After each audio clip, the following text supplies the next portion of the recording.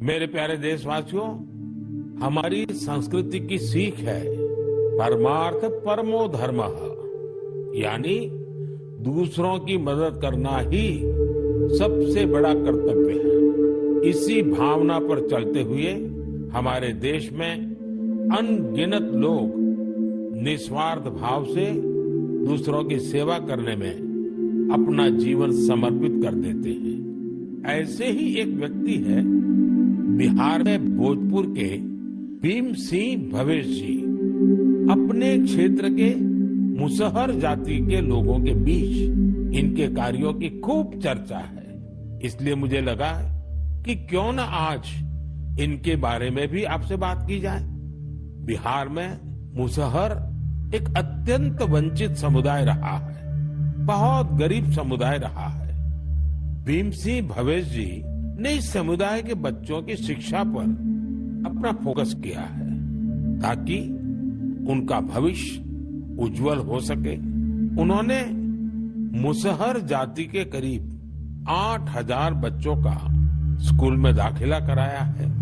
उन्होंने एक बड़ी लाइब्रेरी भी बनवाई है जिससे बच्चों को पढ़ाई लिखाई की बेहतर सुविधा मिल रही है।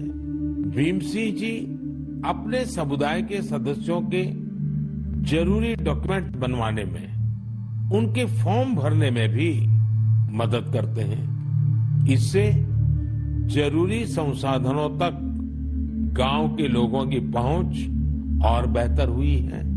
लोगों का स्वास्थ्य बेहतर हो, इसके लिए उन्होंने 100 से अधिक मेडिकल कैंप लगवाए हैं। जब कोरोना का महासंकट सिर पर था, तब भीम सिंह जी ने अपने क्षेत्र के लोगों को वैक्सीन लगवाने के लिए भी बहुत प्रोत्साहित किया।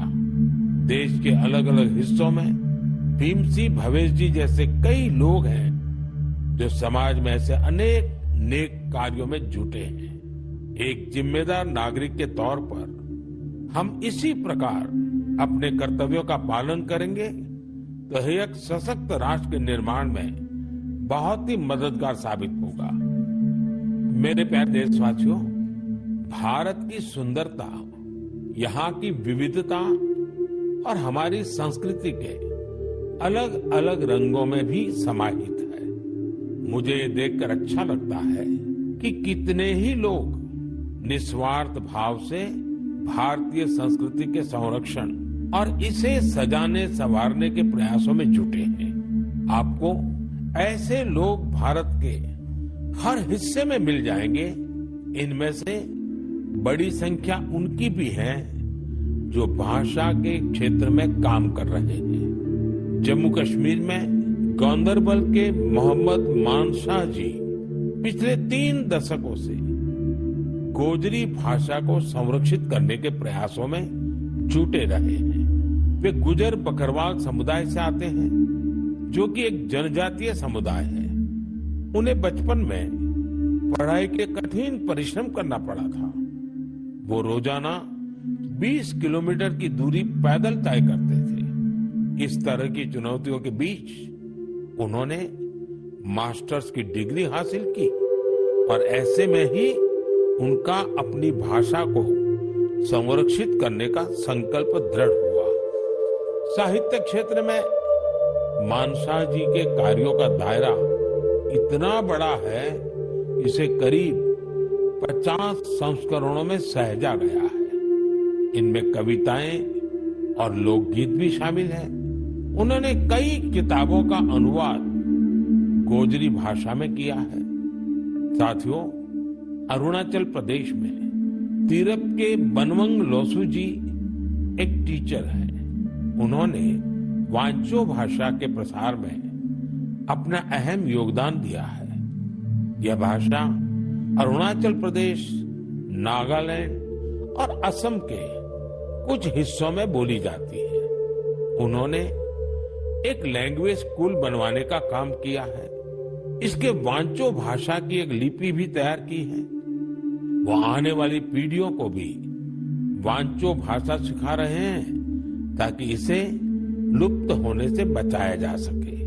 साथियों, हमारे देश में बहुत सारे ऐसे लोग भी हैं जो गीतों और नृत्यों के माध्यम से अपनी संस्कृति और भाषा को संरक्षित करने में जुटे हैं। कर्नाटका के वेंकप्पा अंबाजी सुगेटकर, उनका जीवन भी इस मामले में बहुत प्रेरणादायी है। यहाँ के बागलकोट के रहने वाले सुगाटकर जी एक लोक गायक हैं। इन्होंने 1000 से अधिक गोंधड़ी गाने गाए हैं। साथ ही इस भाषा में कहानियों का भी खूब प्रचार प्रसार किया है। उन्होंने बिना फीस लिए सैकड़ों विद्यार्थियों को ट्रेनिंग भी दी है। भारत में उमंग और उत्साह से भरे ऐसे लोगों की कमी नहीं, जो हमारी संस्कृति को निरंतर समृद्ध बना रहे हैं। आप भी इनसे प्रेरणा लीजिए, कुछ अपना करने का प्रयास करिए, आपको बहुत संतोष का अनुभव होगा।